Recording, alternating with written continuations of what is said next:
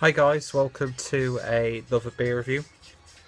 Today we've got another Asian lager and we're going over to Thailand to the, what's the brewery called? I think it's just Chang. Doesn't actually give you that much information on the label itself. Let me see if I can find it. But yeah, we've got a bottle of Chang Classic. Of course, the now former Everton FC shirt sponsor. Can't remember who's got the deal now, although I think Chang are still somewhat involved in Everton. Yeah, it's been such a long time since I've followed any form of football. I used to be an absolutely massive Everton fan when I was growing up, but then as I started getting older and just realising how pathetic some players can be and how fickle the fans can be at times and how the whole thing was just I was like, I can't be arsed with it. Although, don't get me wrong, I'd love to, when I'm back in the UK, to go to Goodson again with my dad and my brother, watch some good old fashioned football. But yeah, we're not here to talk about football, we're here to talk about beer. And Chang, it's one that I have had a few times. Of course, being an Everton fan, in my younger days as a teenager, when I came across it in, it was a supermarket in Manchester, I believe. I can't remember what it's called, but I remember being, what? Chang beer? Picked up a bottle, drank it on the train. So I was doing train beers before I was even into real ale and craft beer and stuff.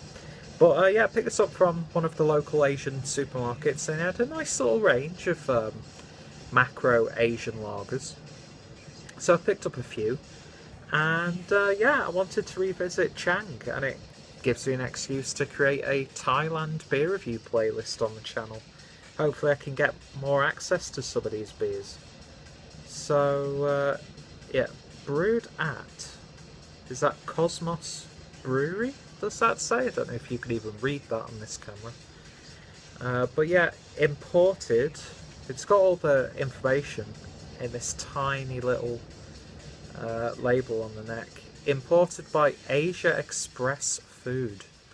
So yeah, I guess it's a lager then. Clocking in at 5% ABV. Cool little bottle. I do like the fact that these macro bottles do tend to have at least some personality to them, even though they are green. Lovely etching on the glass. Iconic, recognisable logo. Nice enough neck label. And very pretty crown indeed. Are those elephants blue? And yeah, the elephants have got a little bit of colour. Really nicely presented beer. Very impressed. Anyway, let's get the beer opened and see what we get. Had this chilling in the fridge since I picked it up, so it's been in there for a few hours. Fridge is set a little bit colder because it's getting warmer and food just doesn't seem to be lasting as long. So yeah, it's chilled down nicely. Using my Regensburg Craft Beer Festival glass for this one, which is very, very dirty as I look through it into the light of the camera. And we shall see how this one goes. A little bit of shake up. Doesn't really make a difference with beers like this, but it's a habit that I've got, I suppose. So yeah, that's just around the 330ml mark. Doesn't quite fill the glass. But yeah, beer in a glass then, and that's golden colour, straw-like in appearance. Maybe even a very slight orangey hue to it. But yeah, crystal clear, as you would expect. And look at that carbonation going up the glass. Yeah, I've got the fan on in the background, and I forgot to press pause on my music, so hopefully you can hear me properly. And look at that, it's all angelic behind me. It's like... Anyway. So yeah, looks like you'd expect it to do. Let's give it a sniff.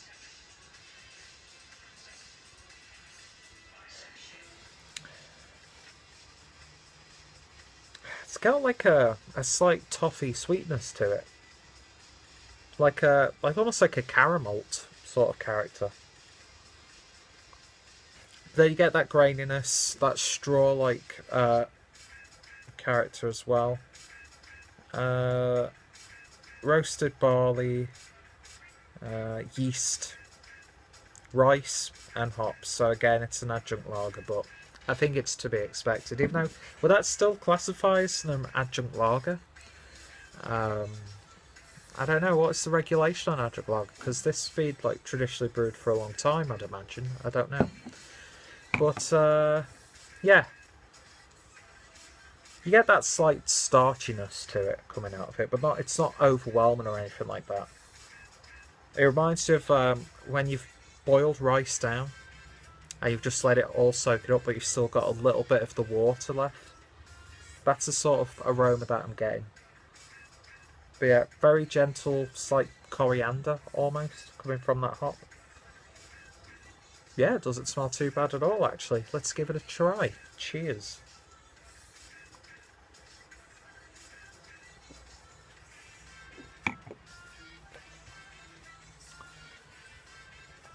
Light body, as to be expected. It's very malty on the flavour, actually. Almost getting like a slight Märzen style character from this one. Like they've used darker malts than you would expect. I'm not sure what the malt build of this beer is and how it compares to other beers of its ilk, but yeah, it's got a little bit more sweetness to it. This is going to sound so ridiculous, but it tastes browner than it actually is. You get like very plain biscuits, crackers almost. A little bit of a herbaceous edge towards the back end.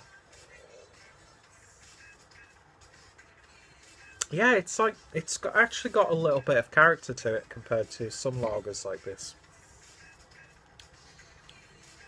No really offensive flavours at all, which is good. Very drinkable, especially in the weather that we're having right now. Chill a few of these down, and yeah, you could chill even some of the worst lagers in the world down on a hot summer's day. You're going to find it refreshing, let's be honest. But this one, a little bit of spiciness in there as well. I mean, it's not so far removed from other beers like this, but it's got characteristics that you would not expect.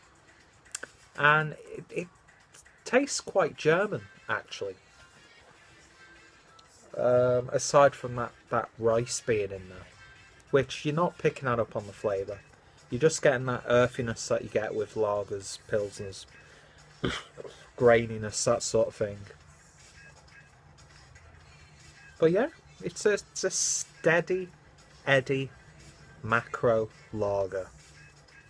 And you know, if you sat at a bar in Thailand, yeah, you're going to be sinking down a few of these, no problem.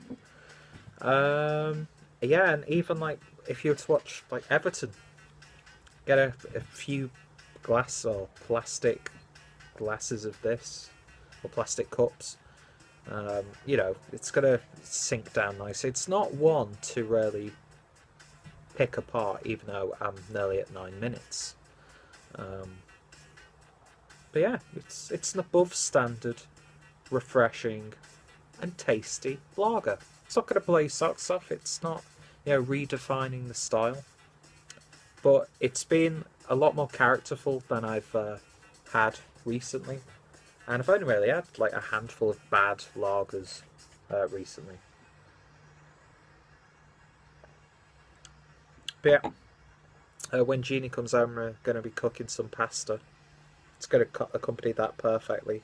Got to accompany any cuisine really, from street food to, you know, the schnitzel or salad, fish dishes, you know, that sort of thing. Curries, perfect beer for a curry, perfect beer for a burger.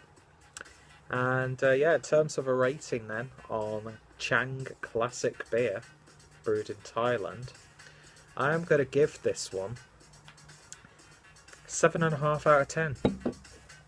Would I drink it again? I might do, but I bring this point up a lot. Being here in Germany, I'm surrounded by a plethora of beers brewed like this, and a bit more purer, abiding the purity laws. So there would be options that I would just always pick before a beer like this, but I'm not going to shit on it. I wouldn't turn it down, and yeah, I would actually drink this beer again.